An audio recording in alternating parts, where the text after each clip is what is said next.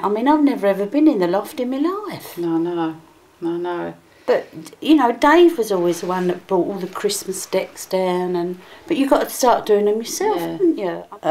Yeah. I think, God, you're never going to sort of, how are you going to get through life without them? You've got to try, you've got to pick yourself up and try and do these things. And sometimes we can do them, sometimes probably better than them. Who knows? I mean, I was quite pleased that I tightened up my toilet seat, because they're all the jobs Dave done.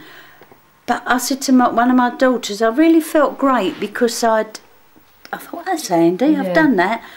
These two flaps come up and I didn't realise, I'm trying to screw them at the back. Don't worry about it. And I got the screwdriver and firm as anything. I thought, lovely. I didn't handle a bill.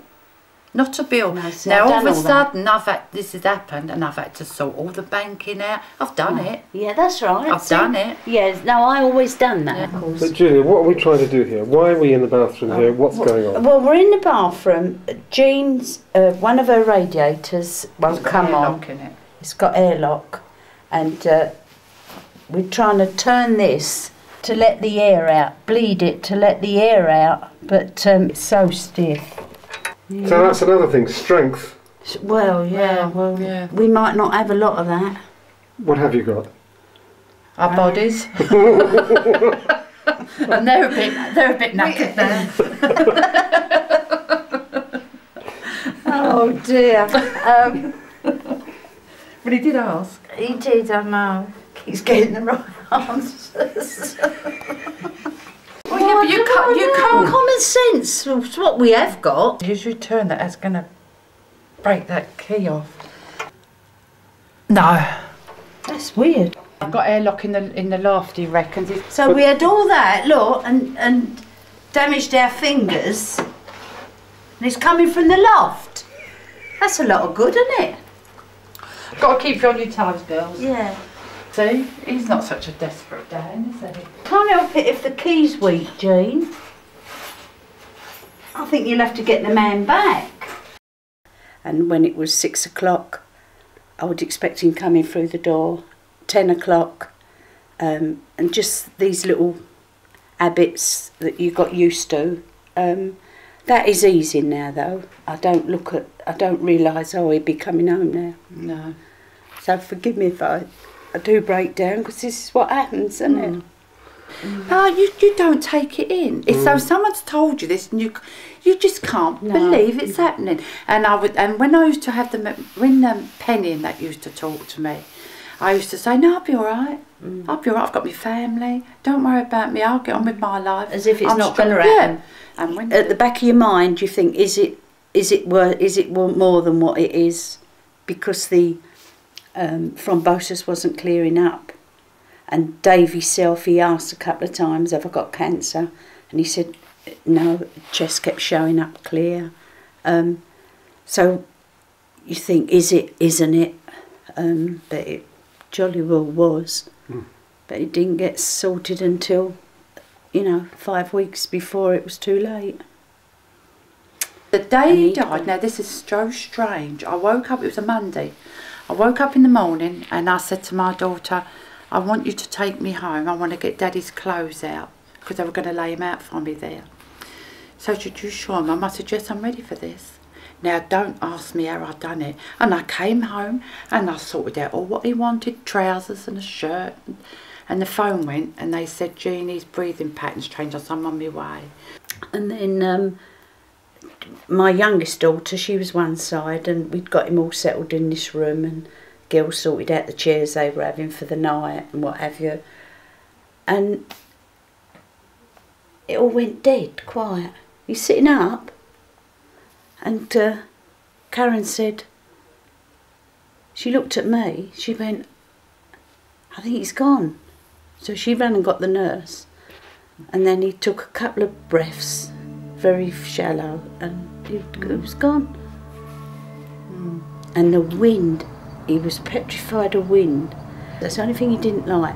And the wind was howling round that hospice, because being woods, and you could hear all the trees. And I said, and that's strange. It really blew up. And then you heard this, I don't know if, I know it was an owl or something was making a noise. I know it was something. I can't remember nothing. And the nurse came in and she said, right, we're going to change your driver on. And as she changed his driver for me, his breathing pattern went again. And I'm waiting for him to breathe again, like he did. And she said to me, Jean, he's gone. And I looked at her and I said, don't be stupid. And God, I went absolutely berserk.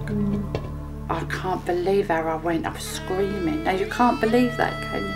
I knew all that those weeks, and yet when it actually happened, I just lost it. Completely, utterly lost it. Yeah. Well, I had heard good things of the Greenwich and Bexley cottage hospice, and because when we spoke, and Dave knew eventually he'd have to go in one.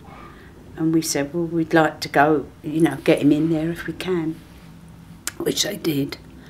Well, it's like a hotel. As I say, the nurse, it was like God's waiting room, really, if you like to put it that way. We've always said that. Well, I thought that you went in a hospice just to die. I mean, I know you've got the care, I know all that, but that was the last resort. I was quite surprised when I went in there and found that people do go in there just for a rest when they are ill. Yeah. And now, me and you are going to conquer this video. That's right. Now we've got to set it, haven't we? Now the time's right, is it? Yeah. Yeah, time's right. So now, what I want to learn to do is how to set it if I want to see a programme and I'm going out that night. What one have you got?